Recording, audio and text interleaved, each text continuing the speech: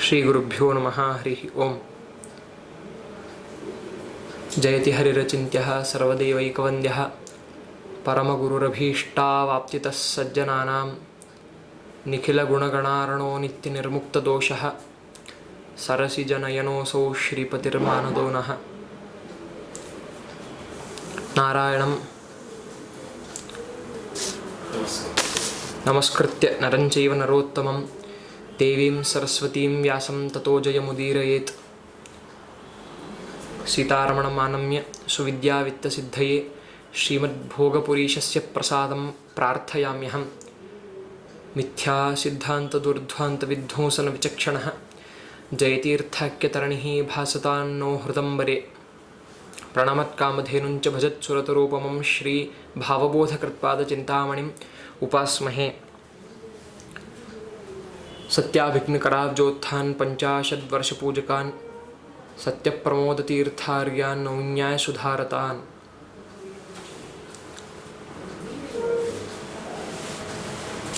धर्मक्षेत्रे कुरुक्षेत्रे समवेतायुत्सवः मामकाः पाण्डवाश्चैव किमकुर्वत संजय। भगवान का यथार्थ ज्ञान कराने हेतु अपौरुषेय व वाङ्मय ग्रंथ हैं वेद, लेकिन ऐसे ऋषियों को प्रत्यक्ष हुए अनेक अर्थों से गर्भित इन वेदों को समझ पाना कोई आसान काम नहीं है। अब भगवान का ज्ञान किए बगैर मोक्ष तो मिलेगा नहीं, इसलिए सज्जनों को समझाने के लिए, वेदों का सही अर्थ बताने के लिए भगवान श्री वेदव्यास ने श्रीमन्महाभारत नामक ग्रंथ की रचना की। पूरे विश्व के ज्ञानियों ने, यहाँ तक कि स्वयं वेद ने श्रीमन्महाभारत को बहुत ऊंचा दर्जा दिया है। छांदोग्य बोलता है, इतिहास पुराणम पंचमम वेदानां वेदम। और श्री मध्वाचार्य उनके तत्वनिर्णय में बोलते हैं कि इतिहास पुराणः पंचमो वेदानां वेदः इति तद्गृहीतत्वाच्च। इस 1,00,000 श्लोकों से बने महाभारत का सार रूप है श्रीमद् भगवद गीता। श्रीमन् मध्वाचार्य अपनी उक्ति देते हैं इसके ऊपर, महाभारत पारिजात मधुभूताम गीताम उपनिबबंध। यानी महाभारत नामक पारिजात वृक्ष के पराग से उत्पन्न हुआ शहद है श्रीमद् भगवद गीता। श्री कृष्ण को मानने वाले हर उस आस्तिक व्यक्ति का सबसे प्रियकर ग्रंथ है श्रीमद् भगवद गीता। इसकी विशेषता यह है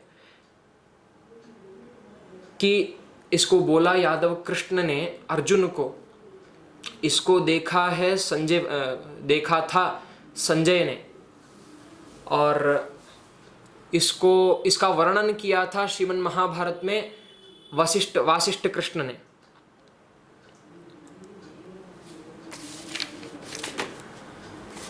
वासिष्ठ कृष्ण यानी भगवान वेदव्यास पद्म पुराण में, उनके ही पद्म पुराण में यह बोलते हैं कि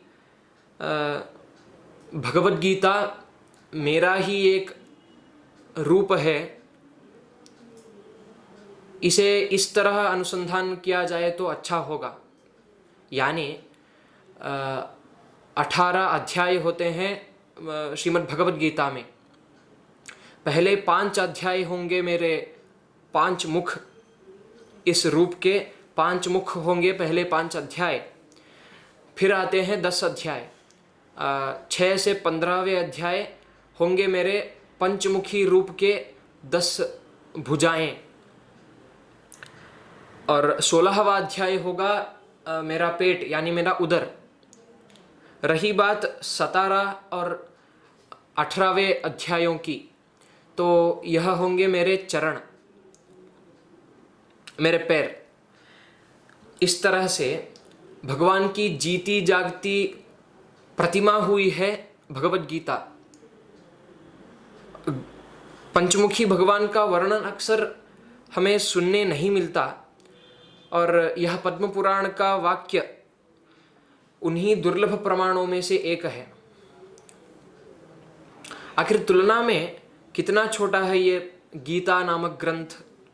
इस तरह से विचार किया जाए तो हमें यह जान पड़ता है कि श्रीमद् आनंद तीर्थ भगवत पादाचार्य यानी श्री मध्वाचार्य गीता तात्पर्य में कहते हैं तत्संक्षेपश्च गीतेयम, यानी 100 करोड़ श्लोक वाले पंचरात्रागम का बिल्कुल लघु रूप होता है श्रीमद् भगवद गीता।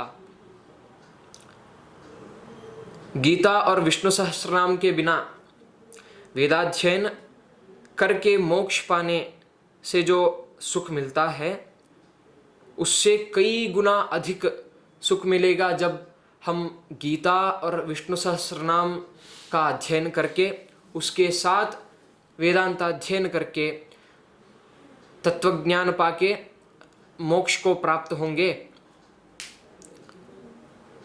इसका वर्णन भी गीता तात्पर्य में है। तज्ज्ञानात् मुच्यते अंजसा। इधर अंजसा शब्द का अर्थ देते हुए भगवान टीकाकृतपाद यानी श्री जयतीर्थ स्वामी जी इस महाकूर्म पुराण के वाक्य को उदाहरण देते हैं। उस वाक्य का उदाहरण देते हैं, भारतम सर्वशास्त्रेषु भारते गीतिकावरा विष्णोः सहस्रनामापि ज्ञेयं पाठ्यं च तद्वयम्। तद्वयम् यानी विष्णु सहस्रनाम और श्रीमद् भगवद गीता। सर्वोपनिषदो गावः दोग्धा गोपालनंदनः पार्थो वत्सः सुधीः भोक्ता दुग्धम गीतामृतम महत्। इसका मतलब है गीता को यहाँ दूध से उपमा किया जा रहा है, यानी जब गीता अमृत को दूध से उपमा किया जाए तो सर्वोपनिषदो गावः, सारे जो वेद और उपनिषद जो है ये सभी होंगे गाय के रूप में दिखाई देते हैं। और दोग्धा यानी गोपाल जो दूध निकालता है वो है साक्षात भगवान कृष्ण। पार्थो वत्सः यानी अर्जुन जो है ये बछड़ा है, गाय का बछड़ा है अर्जुन। सुधी ही भोक्ता, जो महाज्ञानी और पंडित जो हैं तत्वज्ञानी वो सब हैं भोक्ता यानी दूध को पीने वाले। तनिक गौर करने वाली बात यह होगी कि पहले बछड़ा दूध पीता है, उसके बाद ही हम यानी तत्वज्ञानी और पंडित ये सभी उस दूध को पीते हैं। उसी तरह भगवान श्री कृष्ण पहले अर्जुन को और अर्जुन के मूलक हम सभी लोगों को गीता का संदेश देते हैं। ये एक स्वारस्य की बात है। यहाँ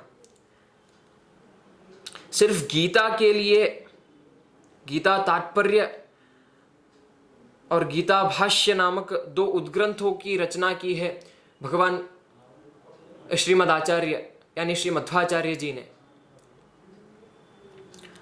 भगवान ने अपना प्रमुख रहस्य गीता में बताया है, यदा यदा हि धर्मस्य ग्लानिर्भवति भारत अभ्युत्थानम् अधर्मस्य तदा आत्मानं सृजाम्यहम् परित्राणाय साधूनां विनाशाय च दुष्कृतां धर्म संस्थापनार्थाय संभवामि युगे युगे। इनका अर्थ है यानी जब जब धर्म घटता जाएगा, काल बढ़ते बढ़ते, काल बीतते बीतते अधर्म बढ़ता जाएगा और धर्म घटता जाएगा। उस समय मैं अवतार करूँगा धर्म रक्षण हेतु। और परित्राणाय साधूनां में कहते हैं कि सज्जनों की रक्षा के लिए, दुर्जनों के संहार के लिए, धर्म का पुनर्प्रतिष्ठापन करने के लिए मैं अवतार करूँगा। यह एक रहस्य की बात है, बहुत प्रमुख रहस्य है। भगवान अपने 5वें अध्याय में बोलते हैं।